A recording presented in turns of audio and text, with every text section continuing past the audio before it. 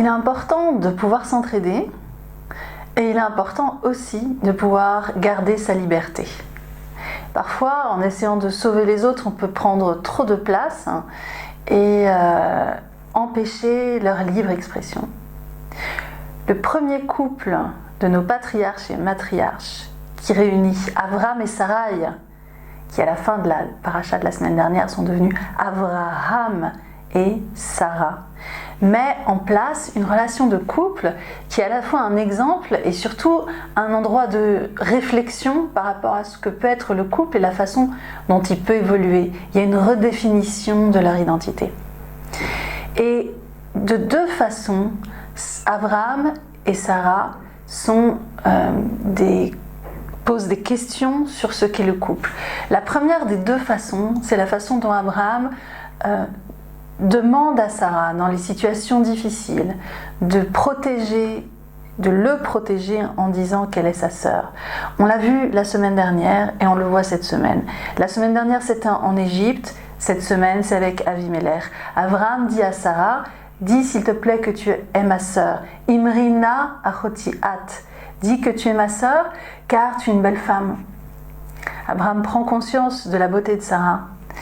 Et donc, puisque tu es une belle femme et que je suis ton époux, si quelqu'un veut t'emmener, par exemple, au palais royal, il va falloir me passer sur le corps pour t'emmener et je mourrai.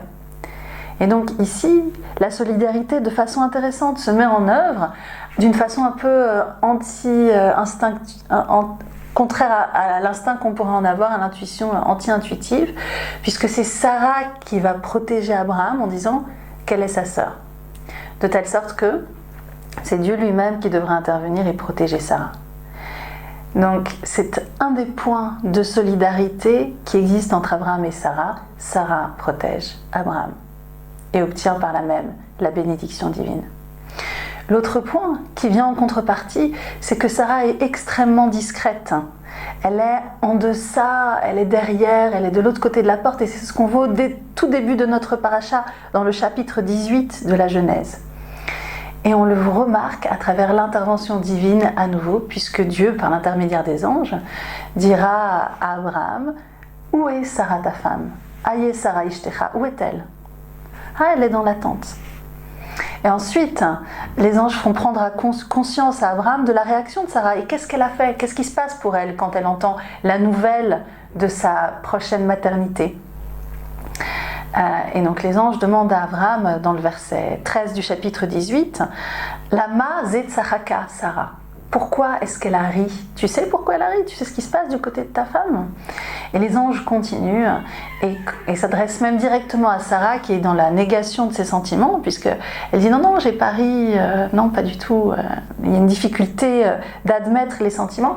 Et ici, d'une certaine façon, on peut considérer que les anges l'encouragent et disent non, c'est pas vrai, tu as ri.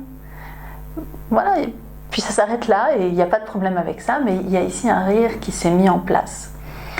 À travers ces épisodes, la Torah nous montre que la solidarité peut aller aussi de l'homme, de la femme vers l'homme, et la protection peut aller dans ce sens-là, et qu'il y a aussi une liberté d'expression des sentiments féminins qui se poursuit, puisque en fin de compte, on verra au chapitre 21 que Sarah donc tombe effectivement enceinte, il y a Yitzhak qui va naître, et la Torah mentionne l'expression elle-même de Sarah. C'est-à-dire, elle donne, c'est assez rare, la voix à une femme en expression directe, ce qui est rare également. Vatomer Sarah, Atzrok Asali Elohim. Elle dit, Dieu m'a fait une blague, m'a fait quelque chose de risible. Enfin, c'est la confrontation à cette nouvelle maternité qui arrive à un âge tardif, qui est compliqué à gérer, tout en étant empreinte d'un très très grand bonheur. Et la Torah cite au verset suivant, de nouveau Sarah en discours direct, ce qui est toujours encore plus remarquable, et il dit, Mimilel Henika Banim Sarah. Qui aurait dit que Sarah allaiterait des enfants?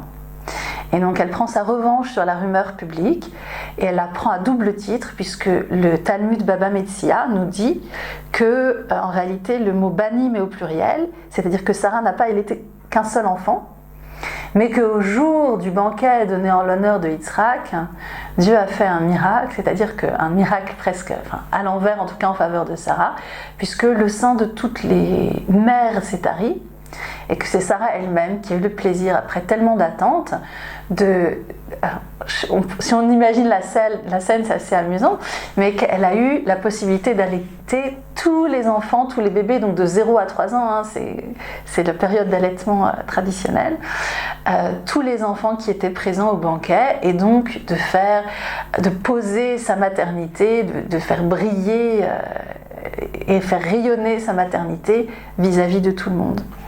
Donc on a ici l'exemple de Sarai devenue Sarah, de Sarai la princesse peut-être privée, ma princesse d'Abraham, à Sarah la princesse qui prend sa place, de telle sorte que si Abraham n'a pas été apparemment tellement le gardien de sa femme, on dirait que c'est Dieu lui-même qui a pris sa défense et qui pose un personnage féminin de premier plan à travers notre paracha Vaïra.